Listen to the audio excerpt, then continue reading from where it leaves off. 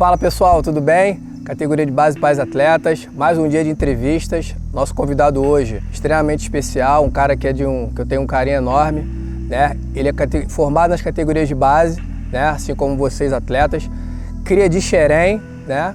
Começou o seu sonho lá desde muito novo, precisou sair da sua cidade natal, né? Que é o tema de hoje. Um jogador que foi formado no Fluminense, mas precisou morar em alojamento, né? Teve a dificuldade que vocês atletas hoje, que moram em alojamento, precisou passar, né? Teve uma carreira extremamente vencedora na Europa também. É isso. Nosso amigo de hoje é o Rodolfo. Irmão, prazer estar contigo, te receber, uma honra. Tamo junto. Eu que agradeço a oportunidade, poder falar um pouquinho da minha história e tentar ajudar vocês que estão procurando o norte, ajudar o seu filho, contar um pouquinho da nossa história. É isso. Mano, como é que foi? Né? Sei que você é criado em Bertioga, né? Interior de São Paulo. Como é que foi essa decisão de sair da sua cidade, vir para o Rio de Janeiro em busca do teu sonho? Então, lá atrás, né? Começar desde da parte principal, eu saí de casa com 15 anos. Eu fui morar em Sorocaba, no São Bento de Sorocaba. E dali começou minha trajetória no futebol, né? Fui morar embaixo da arquibancada. A situação, infelizmente, na época não era muito boa, mas eu tive muita resiliência, meus pais me apoiaram e, graças a Deus, consegui passar por esse momento de dificuldade com muita força. Acho assim, para você, pai de atleta, contar um pouquinho da nossa história de verdade, né? Para você entender que as dificuldades, elas vão forjar o homem e deixar você mais forte. E o pai tem certeza que é o pilar principal dessa história, tem que apoiar o filho, independente de onde ele esteja. A criança, vamos dizer assim, ela tem que passar por essas dificuldades que eu tenho certeza que, além de criar um atleta muito bom, um ser humano impecável, com certeza, pro resto da vida. Perfeito, irmão. Vendo? Importante para vocês atletas entenderem, né? Você que trilha esse caminho hoje, né? Que precisou, assim como o Rodolfo, se mudar, sair da sua cidade natal, né, para buscar o teu sonho, uma nova oportunidade. Entenda que ele foi extremamente vencedor, mas teve as suas dificuldades, né, e conseguiu vencê-las, como ele falou muito bem, com muita força, com muita resiliência e principalmente com o apoio da família dele. Como é que era o dia a dia, mano? Os treinamentos, como é que era a vida no alojamento? Irmão, a gente, apesar de não estar muito distante da minha casa, né, Sorocaba, Bertioga, só mais ou menos me desculpe se eu tiver equivocado, mais ou menos uns 200 quilômetros. Eram umas 3 a 4 horas de deslocamento, né? Porque tinha que pegar um ônibus de Sorocaba para São Paulo.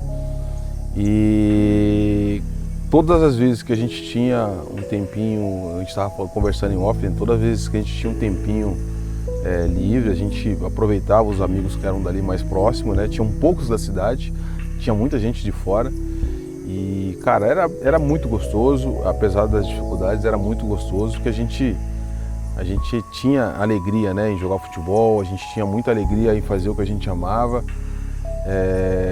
Os valores, obviamente, eram outros. Antigamente a gente dava muito valor para pequenas coisas. Hoje a gente tem acesso a muita coisa, muita informação. E é um momento importante também para o pai que está trilhando esse caminho, né, apoiar o filho. Que hoje, independente de distância, a gente está tudo conectado, né? O mundo está conectado, a gente tem o telefone, a gente pode falar com vídeo a hora que for. Hoje a gente não tem mais essa dificuldade de vou ter que levar dinheiro pro meu filho. Antigamente era assim, a gente andava com dinheirinho no bolso contado. Hoje tem Pix, as pessoas hoje o mundo está conectado. Então a dificuldade que o pai pode ter pro seu filho é a questão da distância e a presença física, né? Sim. Mas o atleta, ele tenho certeza que todo mundo que passa por essas etapas de dificuldade, absolutamente, ele já é um vencedor. Independente se vai vingar na vida como atleta, o trunfo, ele vai levar isso para a vida inteira, que é no ser humano, né? Forjar um ser humano forte e que pode vir a vida aí que vai levar de letra qualquer situação. Você tocou num ponto importantíssimo, Rodolfo, né? Esse forjar de caráter, né? Até porque eu costumo dizer, né? Eu sabia de histórias de atletas também que joguei, que moravam no alojamento, mas eu nunca tinha morado no alojamento. Então, uma coisa é você saber um pouco a história, outra coisa é você viver isso, né? Como você viveu muito bem. né? E tenho certeza que isso formou o que você se tornou hoje, né? Não só como jogador de futebol, mas principalmente como pai de família, como marido, né? Como chefe da tua casa, né? Essa distância que você teve da tua família física, né? O que você lembrou bem. Antigamente era muito mais difícil, né? Para fazer uma ligação para a família, a gente tinha que ir para Orelhão. Hoje a tecnologia chegar e hoje é o que você falou. Conseguir ter o recurso para completar a ligação, né? Justamente. E a tecnologia hoje facilita o que você falou, né? Você pega um celular hoje, você faz uma chamada de vídeo, então você consegue amenizar um pouco mais a distância, né? Com certeza. E como é que era com a rapaziada no alojamento, nos finais de semana, né? Quando você, por exemplo, tinha uma folga, por exemplo, agora que a gente está no período de carnaval, né? Como é que você conseguia fazer? Você conseguia sempre ir para casa? Como é que você fazia? Olha, a gente tinha a facilidade de... Porque éramos 3 da minha cidade, né? Eu, Maurício e o Diogo. Então a gente sempre foi criado junto. O Diogo vivia... Meu pai era padrinho dele, né? Então a gente tinha muita amizade e isso já dava pra gente um pouquinho do conforto. Mas igual eu falei, a gente nunca teve as coisas muito fáceis. Na minha vida, graças a Deus, eu sempre tive que correr atrás para conquistar as coisas.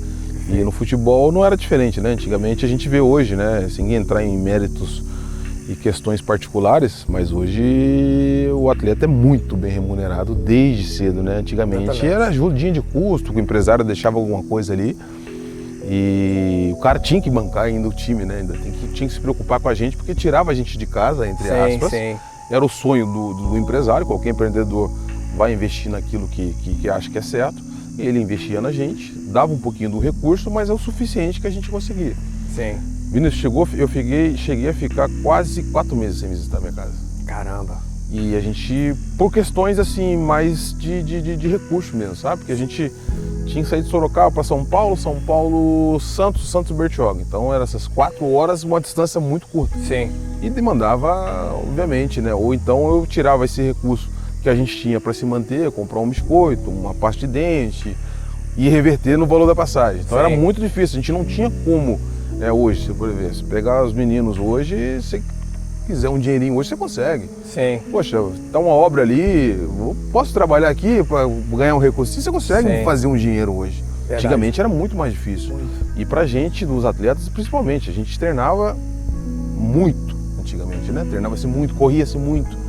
A gente ficava esgotado. Eu lembro na época que às vezes não tinha força para fazer nada. Sim. Hoje o atleta tem esse acompanhamento de nutrição, já essa consciência de treinamento. Antigamente era muito, muito precário nessa situação e a gente ficava muito cansado. Facilitava. Dali a gente não fazia muita coisa não, de verdade. A gente ficava ali embaixo da arquibancada lá no São Bento e era difícil, vou ser bem sincero, era difícil, porque a situação não era assim das melhores. Aí logo depois, graças a Deus, eu tive a oportunidade de sair de lá e fui para o Atlético Paranaense. E aí é um choque de realidade absurdo, né? Atlético Paranaense, uma estrutura absurda. Eu fiquei lá durante 1 ano e 4 meses. Não tive muita oportunidade, inclusive nos juniores, né? Então vim parar no Fluminense no último ano de juniores. Então você chegou com 17 para 18 anos, já vamos dizer assim. Praticamente preparado, né? Sim. Então a cria de Xerém tornou-se, porque eu cheguei no Fluminense, eu joguei apenas 1 ano e meio, né, nos juniores. Entendi. Mas eu me considero com certeza cria de Xerém, porque ali foi o pilar de tudo, né? Onde as dificuldades elas aumentaram. Sim. Apesar de estar morando na concentração, a gente tinha muita galera, era muito boa. Mas dali era muito mais distante para eu chegar na minha casa, né? Então aí foi onde eu conheci minha esposa, meu anjo da minha vida. E aí para mim as coisas, meu caminho abriu e aí ficou lindo. E fora que você chegou também no Fluminense, o que a gente chama hoje, né? O sub-20, aquela fase de transição profissional. Então você chegou num momento que tipo assim, caramba, é agora. Se não acontecer, dificilmente, até pela questão de idade, né? E essa transição aos profissionais. Era muito difícil, de repente, você conseguir algo se de repente não acontecesse no Fluminense, né? E eu imagino que de repente, assim, para você, não digo em relação à sua família, porque hoje é uma coisa que eu vejo muito, né? Os pais com uma necessidade de que as coisas aconteçam, né? Tipo assim, o futebol tem que acontecer. né? Muito Não tem um plano B e cria-se de repente na família uma frustração se o filho não chegar. E como é que era na tua casa, assim, os teus pais, com o teu, em termos assim, de te apoiar, e você aqui no Rio, nessa transição assim, praticamente no último ano, assim, você, caramba, eu preciso dar uma resposta, como é que era isso na tua cabeça? Cara, cobrança zero. Absolutamente zero. A gente não tinha cobrança nenhuma, até porque, assim, meus pais não podiam me acompanhar, né? Então a cobrança era zero, era só informação que eu passava. E eu sempre procurei, assim, deixá-los muito tranquilos, porque a dificuldade quem tinha que passar era eu, não eles, né? Sim. Então eles estavam sempre acompanhando as minhas... Toda vez que eu atualizava, né, dando as novidades, só que eu nunca passava as dificuldades para eles, né? Até porque se eu passasse minha dificuldade para eles, como é que eles ficariam bem tendo um filho morando fora e tal? E eu sempre segurei, assim, o rojão de verdade mesmo. Mas graças a muitos amigos que eu fiz no futebol, poxa, a gente tinha uma galera no Fluminense ali que era espetacular, né? Era muito boa, a turma era muito boa mesmo e me ajudava demais. Depois aí apareceu o meu antigo empresário, o Richard, Deus o tenha, foi um fenômeno na minha vida também. A gente sempre teve um carinho mútuo. Tinha galera, Carlos Alberto, pô, a gente tinha uma galera muito boa, mas muito boa de verdade mesmo. E ali, cara, foi, pra mim, assim, a grande sacada da minha vida, porque eu já estava como zagueiro, né? E quando eu vim fazer teste no Fluminense, nos juniores, vim fazer teste. Eu não vim contratado, vim fazer teste, foi a última cartada de verdade mesmo. E quando eu vim pro Fluminense, eu já estava como zagueiro no Atlético Paranaense. E lá eu não tava tendo muita oportunidade. Eu tomei a decisão de sair. Eu realmente fui falar com os diretores na época, por eu querer cobrar, né? Entender por que eu não tinha oportunidade mesmo nos juniores. Eu não estava querendo cobrar uma... Porque aí explicou a filosofia do clube, eles priorizavam sempre o último ano a jogar, aí eu entendi que para mim não ia servir. Seria difícil. Mesmo estando numa excelente uma estrutura espetacular. E aí eu fui, dei essa loucura, saí do Atlético Paranaense e fui pro Eco Suzano, jogar a 5ª divisão do Campeonato Paulista. Caramba. Realidade muito diferente. Aí pior ainda, né? Porque assim, aí lá jogando já a B1B, que é a 5ª divisão do Campeonato Paulista, jogava contra o Palmeiras B, acho que, se eu não me engano, eu peguei o Wagner Love jogando contra nessa época. Aquela galera caramba, eram os que não jogavam, exatamente, os que não jogavam no profissional, formavam-se um time para jogar. É o aspirante, né? Antigamente falava. Isso aí, exatamente. E ali foi um choque completamente diferente, né? Dali eu decidi voltar para casa. Eu fiquei acho que uns 2 meses, aí meu pai falou: você vai ficar em casa ou vai estudar? Sim. Tentei voltar para a escola, mas eu vi que, tipo assim, não era aquilo realmente, eu não podia me entregar naquele momento. Aí, sempre os anjos na minha vida, graças a Deus, sempre tive pessoas que sempre me apoiaram. Isso é muito importante. E eu sou muito grato a todas elas, sabe? Assim, nesse momento eu fui falar no Fluminense, cara. Esse mesmo Maurício, meu irmãozão, lá de trás, que jogou com a gente no São Bento, lá de Bertioga, estava no Fluminense, falou: vem cá fazer o teste. E eu já era zagueiro. Sim. Quando eu cheguei aqui no Fluminense, tinha o Zé Carlos, zagueiro, e o Messias. Aí o cara falou: cara, zagueiro fazer teste aqui. Os caras já estão subindo profissional, todo jogo, já estão indo para banco. Difícil. O cara falou: vai de lateral esquerdo, cara. Quem era o titular da posição? Júnior César. Caramba. Só que o Júnior César já estava quase jogando profissional. Entendi. E subia então, todo jogo. Ele, teoricamente, imaginou que tinha brecha, exatamente. Ali. Fui de lateral esquerdo, deu tudo certo. Fiquei de lateral esquerdo, cara.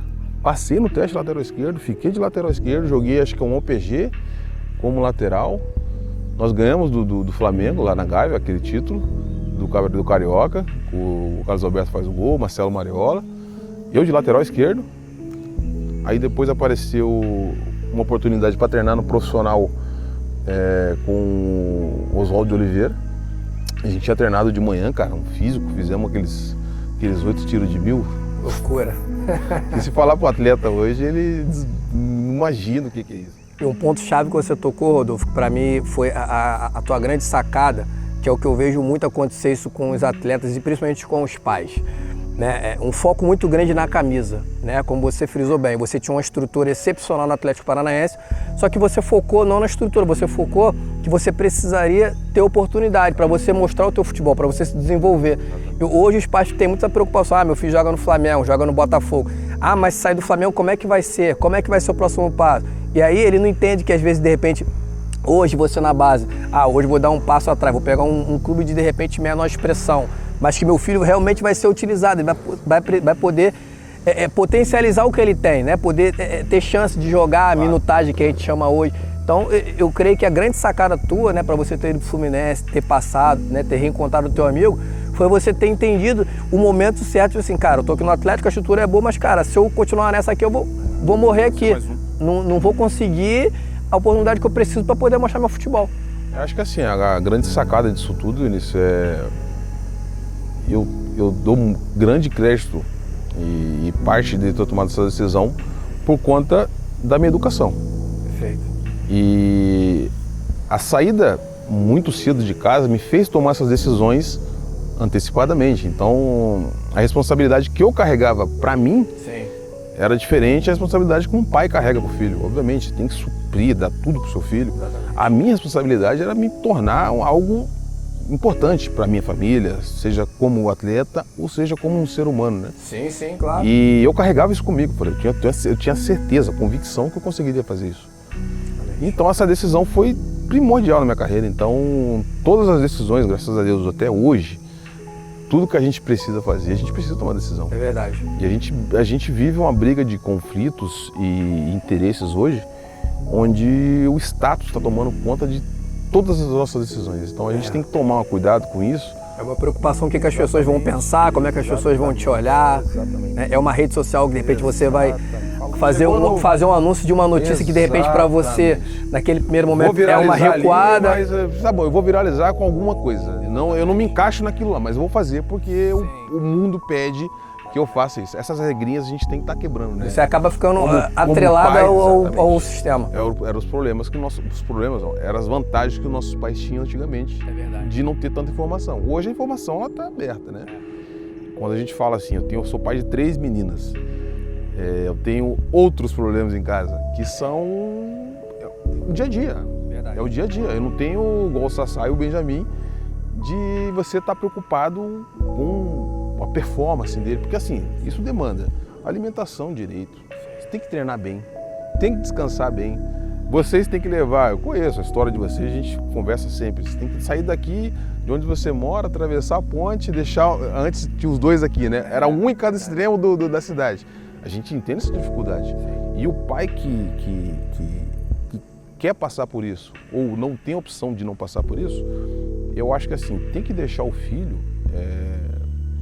vivenciar hoje os problemas do mundo um pouquinho sozinho. Exatamente. Porque acaba que os pais defendem muito os filhos, eu falo isso também da minha pessoa, eu tenho filhos em casa e eu defendo muito as crianças. A gente talvez quer blindar muito, exatamente, né? A gente blinda os filhos, às vezes as dificuldades que ele enfrentaria naquele problema ali, mas seria isso para ele para a vida inteira. Exatamente. Você leva essa casca para a vida inteira, né? Então, e para vocês, pais principalmente, né, como o Rodolfo citou muito bem, né, a gente, lógico, a gente dá sempre o melhor para os nossos filhos, a gente quer sempre o melhor para os nossos filhos. Procura sempre oferecer a melhor estrutura, mas que você entenda que seu filho precisa viver as experiências também. Assim como você, pai, lá atrás você viveu e mesmo com os seus erros você conseguiu corrigir para depois fazer melhor diferente, o teu filho hoje também é assim. Lógico que a gente não quer que nossos filhos, de repente, passem pelos erros que a gente passou, mas às vezes os erros deles vão forjar ele lá no futuro, vão fazer ele crescer, vão fazer ele pensar diferente, tomar uma decisão diferente. Exatamente. E no Fluminense, né? Você jogou e como é que foi? Maravilhosa. Sofrida, mas maravilhosa. Foi muito rápido, né? Tudo na minha vida assim, foi um meteoro. E o Fluminense estava fazendo, o profissional estava fazendo a pré-temporada em Xerém. Eu já estava morando lá, né? E um dia do profissional, acho que eles estavam treinando os jogadores que não estavam sendo aproveitados. Não sei se já estava o Carioca, alguma competição já estava em andamento. E eu lembro que nós fizemos um treino de físico de manhã pelos juniores e a metade do time já estava no profissional. Carlos Alberto estava, Fernando Henrique estava, Alan estava, uma galera, Júnior César estava, muita gente. E nós fizemos esse treinamento físico de manhã e à tarde o profissional ia treinar. Faltou um jogador, foram lá me chamar, cara. Assim, desesperadamente. Vai ter que ir treinar. E tinha treinado esse treino de manhã. E o Oswaldo de Oliveira tinha aquele treininho de judô que ele chama. Reduzido, a bola não sai, pau comendo.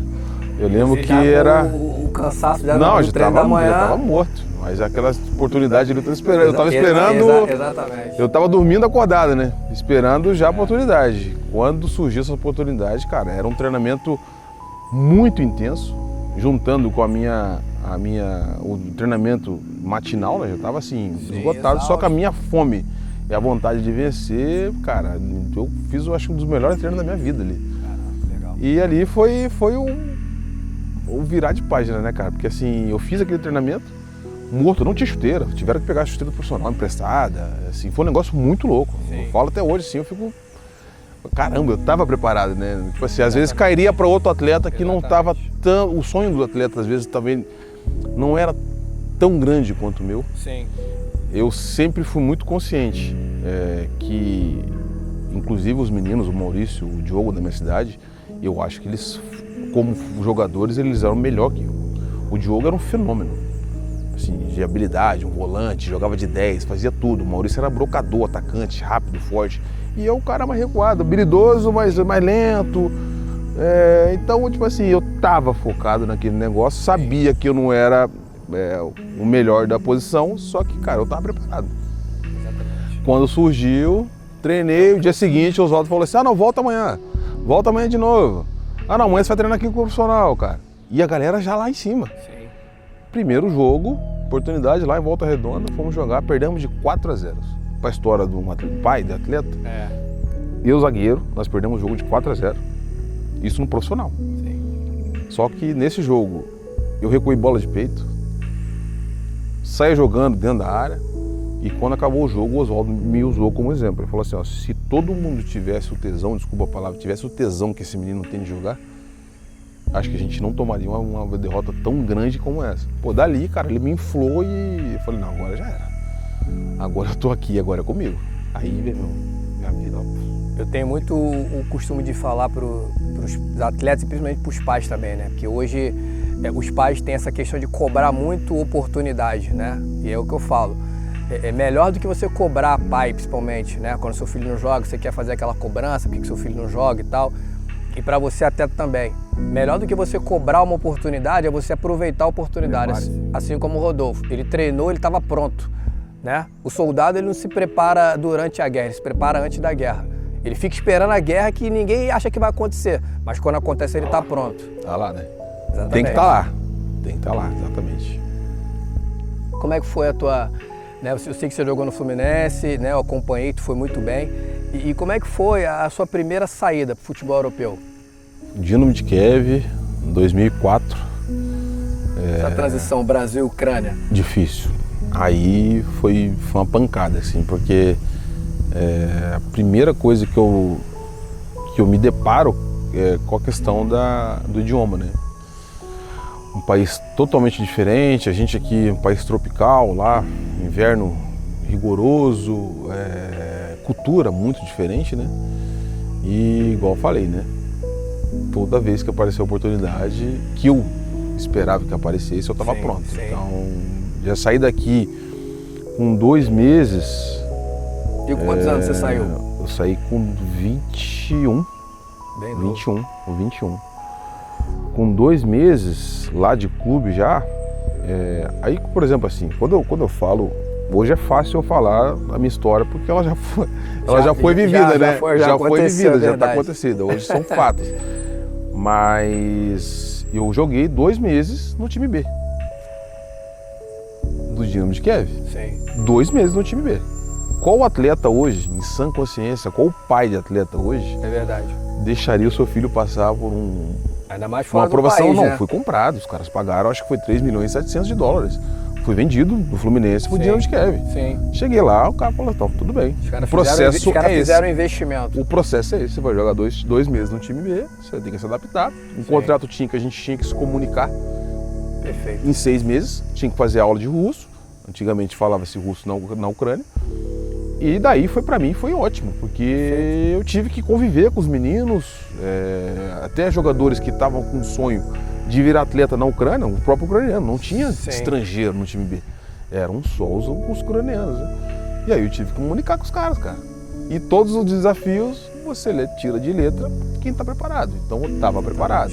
Hoje, passado-se isso tudo, com dois anos depois, eu fiquei jogando Dinamo 2 anos e meio, cara, eu já saí do Dinamo de Kiev, indo pro Lokomotiv de Moscou, mas eu já falava o russo, 2 anos, cara. Perfeito.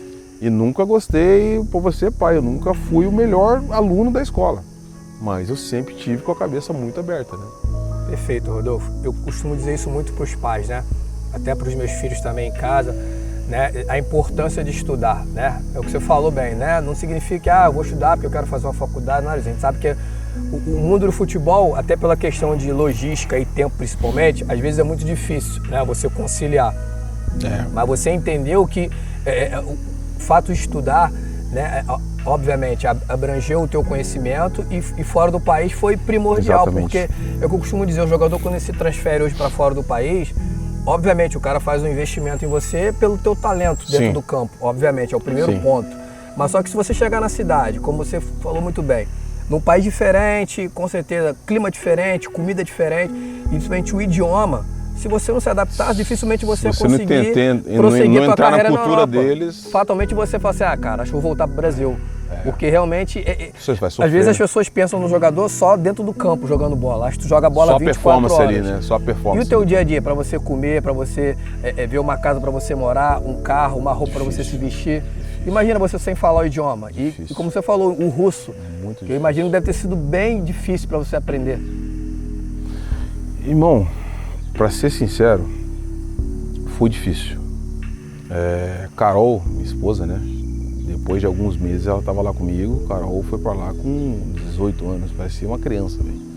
A idade da minha filha hoje, a Brenda é 19, a mais velha. Já está fazendo faculdade de Direito e tal. Imagina a Brenda hoje indo pro lugar da mãe dela. Sim. E assim, Carol falava inglês bem, estudou também, né? Aqui, São Gonçalo, estudou, falava inglês. Carol é praticamente minha tradutora, cara. Juro por Deus. Legal, isso é ótimo. Minha esposa me ajudando no processo todinho. E lá a gente não tinha os filhos ainda, né?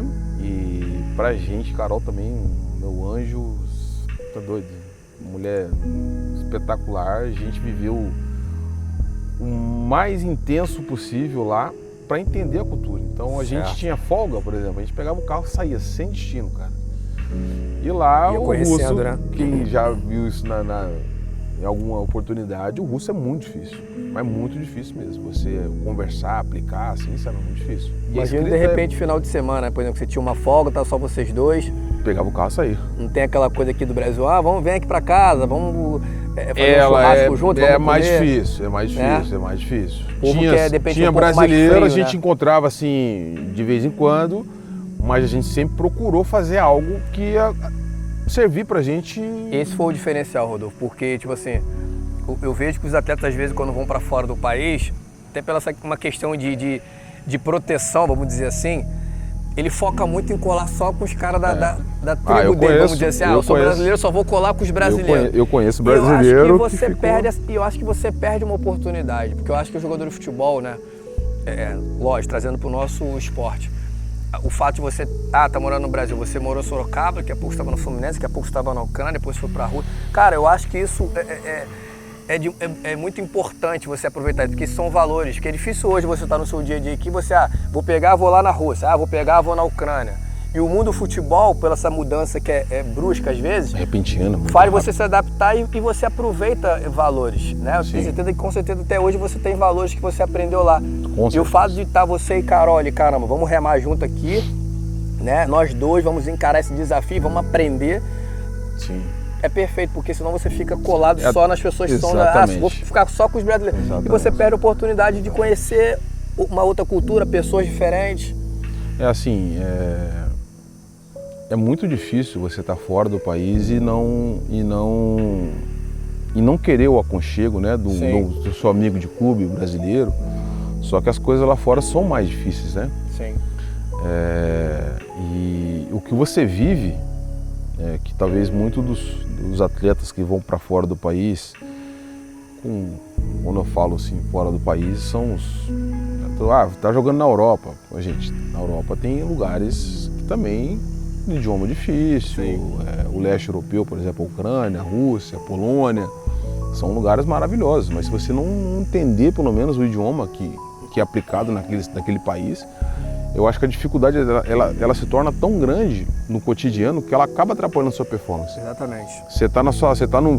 Vai viajar com o clube lá, poxa, você vai viajar, vai jogar uma Champions League, é tudo voo fretado. Então você vai e volta, você se ausenta de casa pouco em comparação ao Brasil, mas você se ausenta de casa. Sim. Aí você imagina se deixar sua mulher, seu filho, que não fala o idioma, se acontece alguma coisa, é uma emergência, situação. Pode ser, caiu o braço, caiu a criança ali, caiu o braço, vai levar no hospital, sem falar nada. Aí depende do tradutor, o tradutor tá com a gente no avião, aí, cara, é uma série de fatores assim que eu acho que o atleta tem que enfiar a cabeça e pelo menos estudar um pouquinho, a família estudar um pouquinho para entender. Eu conheço atletas que jogaram na Rússia há mais de 5 anos e os caras não conseguem falar, não conseguem formar uma frase. Mas o problema é do atleta? Não é do atleta. Às vezes tem gente que não enxerga isso como oportunidade. E oportunidade, né? Por exemplo, de você aprender um idioma diferente. Deus sabe que pós-carreira, o que você pode fazer. Exatamente. Você virou um agente hoje, você vai chegar na Rússia, você vai negociar com o russo, todo mundo entende hoje que o mercado do futebol. Os russos, os caras são barra pesada, irmão.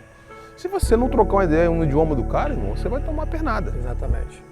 Então isso te traz muita coisa para o futuro, né? Então as crianças estudem, pelo amor de Deus, estudem, que a educação é pro resto da vida, Não tenha dúvida, é muito difícil conciliar? É muito difícil conciliar esporte com a educação, mas hoje os clubes estão de parabéns no Brasil, que eles exigem o atleta a formação. Estão de parabéns, de verdade, mas tem que estar preparado. Né? Essa transição de um atleta quando vai chegando perto ali do sub-20 hoje, né? Que é os juniores nossos, sub-20, com 18 anos, esse momento de transição é muito difícil. Então, atletas se atentem, pais também se atentem, que se não virar jogador de futebol não é o fim do mundo, né, irmão? A gente teve a oportunidade de jogar e a gente entende que muitos ficaram para trás e muitos com muito mais talento que a gente, né? O algo a mais não tinha, exatamente. Né? Que é o que diferenciou. Poxa, eu passei dificuldade, mas essa dificuldade me deixou fortão lá na frente, né? Então, fiquem tranquilos, pais. Vocês estão no caminho certo, muitos de vocês ainda não entendem o processo. Não coloque como prioridade também a carreira do seu filho. Eu acho que é muito cedo para uma criança de 10 anos, os pais apostarem tudo, largarem tudo para tentarem seguir esse sonho. Não façam isso, porque você entende muito bem do que eu estou falando. Eu tenho 3 filhas, é um mundo completamente diferente, outras preocupações. Mas eu vejo que tem pais hoje com meninos de 7, 8 anos que largam tudo para seguir o sonho da criança, que acaba sendo o sonho de uma família. E automaticamente a criança se vê numa pressão muito grande para dar certo, porque fica toda uma retaguarda apostando naquilo. Então a família não tem plano B. O atleta ele é impedido de ter plano B. Não tem opção. Tem que acontecer. Rodolfo, esses 12 anos que você jogou na Europa, né? A gente depois teve o prazer de se conhecer em 2011 no Grêmio. Como que foi para você, para tua família, né? Com a Carol, com as crianças já? A tua decisão de, cara, vou voltar para o Brasil. É o momento certo, aqui fora já conquistei os meus objetivos, é hora de voltar para casa. Como é que foi essa decisão? Irmão, essa decisão ela foi tomada assim, um pouquinho que forçada. Eu fui meio que forçado a tomar essa decisão, porque eu estava assim no meu supra-sumo da carreira, né? Eu já era capitão no Lokomotiv, estrangeiro, falando russo, super adaptado. Aí tem uma transição no clube que eles trocaram a diretoria, assumiu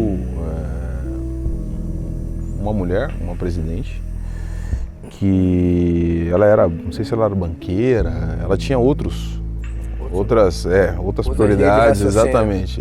E chegou no clube, não sei porquê, mas só Deus sabe, né? Certo. E a primeira coisa que ela chegou, ela começou a arrumar conflito comigo, com o treinador e com o ucraniano. E, cara, pra mim, assim, foi uma loucura. Durante 3 ou 4 meses, ela foi cortada de jogo, você tem noção? De capitão De a capitão a cortado. cortado de jogo. Aí Meu eu Deus. entendi que com aquela pessoa no clube, pra mim seria assim, difícil. ou eu tomaria uma decisão rápida, Certo. ou eu aguentaria um processo de sofrimento, né? Sim. Eu, com criança, com filho, a gente... 2 ligações que nós fizemos, apareceu o Grêmio e outros 2 clubes. Poxa, cara, quem que em sã consciência não vai aceitar uma proposta do Grêmio, né? Já Sim. com a necessidade de vir pra cá, pro Brasil, porque eu Sim. entendi, enxerguei Que era o que momento. seria inviável para mim continuar lá. E eu vim pro Grêmio, uma puta da estrutura. Nós conhecemos pessoalmente lá. Foi a primeira vez que a gente pôde conviver. Verdade. Depois de tantos momentos aí, a gente se encontrou por aqui, amigos em Em comuns. comum, é verdade. E lá a gente pôde vivenciar isso. A gente teve a oportunidade muito linda de viver lá com nossas famílias, as crianças, o respeito que a gente tem um pelo outro, que as famílias têm. E no Grêmio, cara, a gente foi feliz, mas também lá começou o terror da minha carreira, né? O Grêmio foi muito bom jogar no Grêmio, eu sou muito grato aos... Camisa pesada, Pesada, né? Olímpico. pesada, no lindo, da Avalanche. torcida, lindo. Verdade. E ali tinha tudo para ser um ano, né, irmão? Maravilhoso. O time era muito bom. Sim. Aí combinou assim de todo mundo machucar no mesmo tempo. Eu ouso dizer que na minha carreira foi o grande grupo que eu joguei. Ah, que grupo. Jogadores Verdade, assim, que grupo. muito acima da média, muito. Verdade mesmo. Você salvando a gente lá na Libertadores. E Mas aquele grupo ali, né, ali você, começou... Rockenbach, Douglas, Nossa, Jonas, Gilson. Gabriel, Eu cheguei depois do Vitor. Jonas. Meu Deus. Lúcio. Pô, era um grupo assim, Adilson. com toda certeza, Vitão, foi o grupo de jogadores Wilson, assim com gente boa demais. Os caras, só fenômeno. qualidade, foi o grupo mais top que eu joguei até hoje. Carlos Alberto chegou depois. Carlos Alberto. Exatamente. Ali começou o meu grande propósito da minha vida, né? Lidar com as frustrações das lesões, né? Ali foi a grande primeira lesão que eu tive. Eu quebrei a fíbula, né? E rompi todos os ligamentos do tornozelo. E ali começou assim a grande jornada de lesões que eu tive na minha carreira, né? Foram 8 cirurgias. Mas, cara, eu sou muito feliz de tudo que eu conquistei. E depois, no ano seguinte, eu vim parar no Vasco, né? Também o projeto era muito bom, mas acabou que não... Já estava em casa, né? Já morava aqui no Rio, já estava em casa, literalmente em casa. E aí no Vasco, problemas financeiros, o clube passando por um problema gigante. Sempre teve, né? Aquele problema que acompanhava o futebol carioca, né? Sim. Não era só o Vasco, né? Aí também mais lesão na minha carreira e seguindo esse rumo até que... Você começa a repensar algumas coisas. Eu tive que repensar. Aquele prazer que tinha lá atrás, daquela gana de jogar, e você...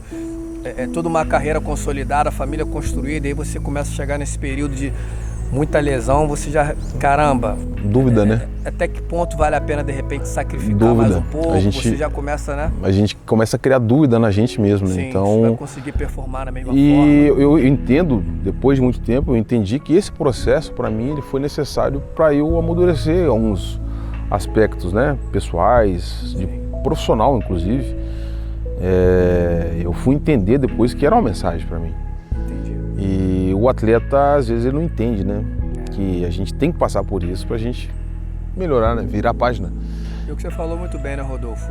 A palavra frustração, obviamente, ela é difícil, né? Mas, tipo assim, mas você também pode escolher como você quer encarar ela, Exatamente. né? Se você pega aquela pessoa que, baixa a guarda, deprime, realmente... Vai viver o luto ali, né? Dificilmente você vai conseguir sair daquela situação. Exatamente. Mas como você falou, você já começou a visualizar outras situações, outras perspectivas, Sim. né? Entender que, caramba, poxa, foi um ciclo maravilhoso no futebol, mas eu tenho toda uma vida pela frente, Exatamente. eu tenho outras possibilidades. Outras possibilidades, né? Exatamente.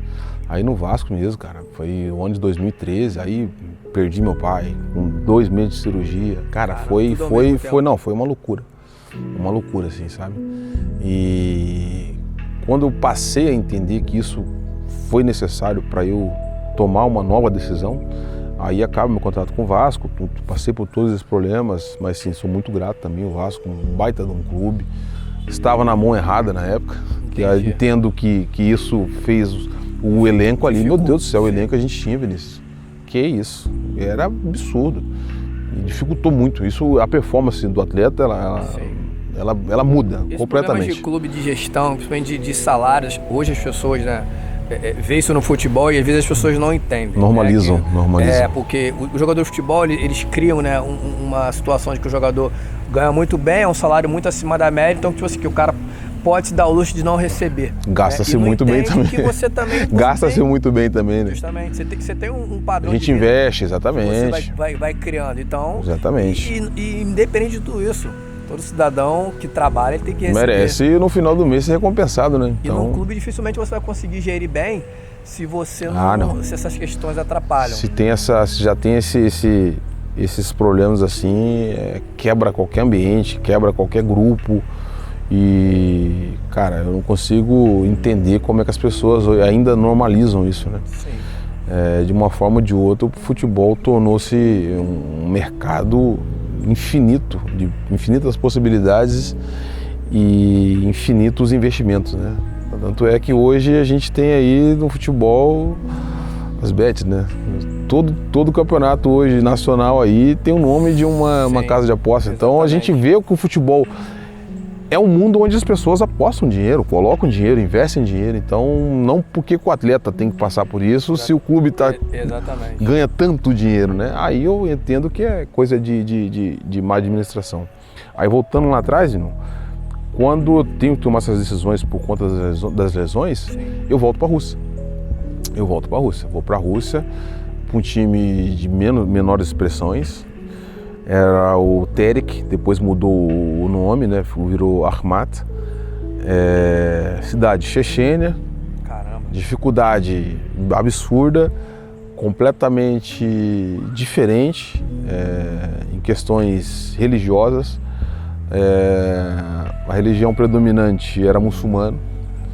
As minhas filhas tinham que ir para a escola, não podia usar short, as crianças não podiam usar roupa que marcasse o corpo, saia comprida, não precisava usar burca, mas isso já era o suficiente assim para a gente entender uma outra cultura. Passar por uma dificuldade depois de ter vivido tanta coisa boa, apesar das lesões, né? Eu me sinto um cara vitorioso, independente onde eu consegui chegar, né? De títulos. Eu já, graças a Deus, joguei em 3 clubes maravilhosos aqui, Fluminense, Grêmio e Vasco.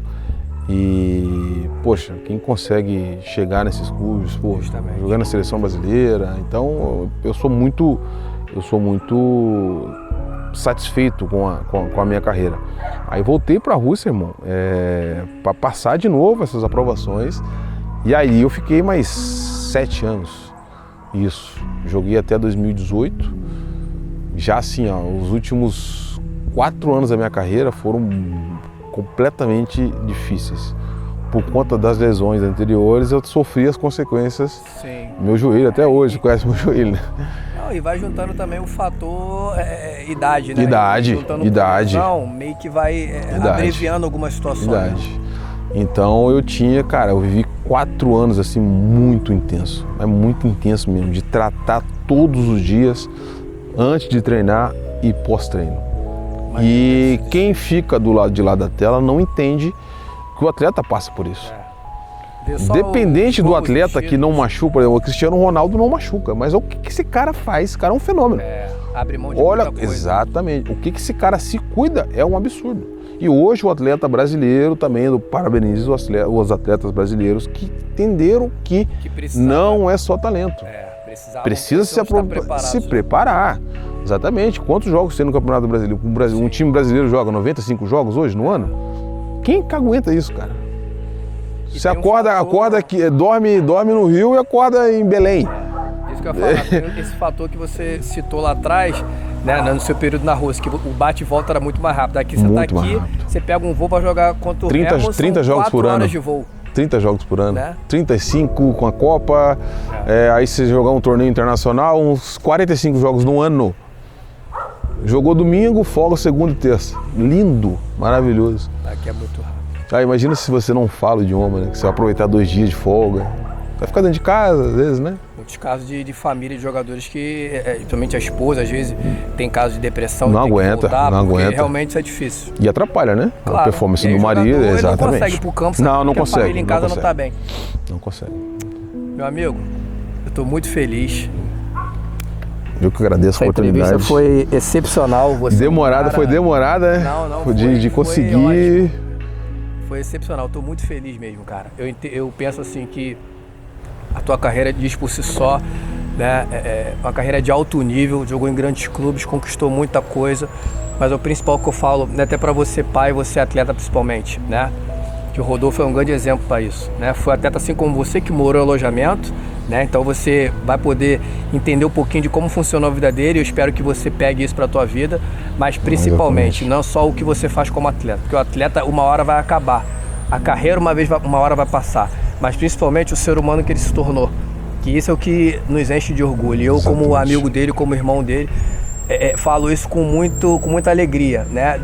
Que o jogador ele passa, mas o que você vai deixar como o pós-carreira? Qual o legado, você né? vai se tornar, né? Então se preocupa muito com isso, porque a carreira é linda, mas você também tem que ser uma pessoa sensacional quando você terminar a tua carreira. Que as pessoas tenham orgulho de você quando você parar. Exatamente. Mais uma vez, irmão, muito obrigado. Sucesso, tá? meu irmão. A gente tá aqui todo momento. Você sabe que a gente tem um carinho absurdo um pelo outro, pelas famílias.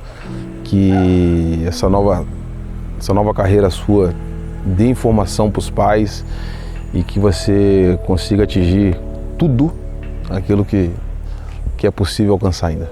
Tamo junto sempre. Tamo junto. E pô, sempre um prazer. É Bora. meu.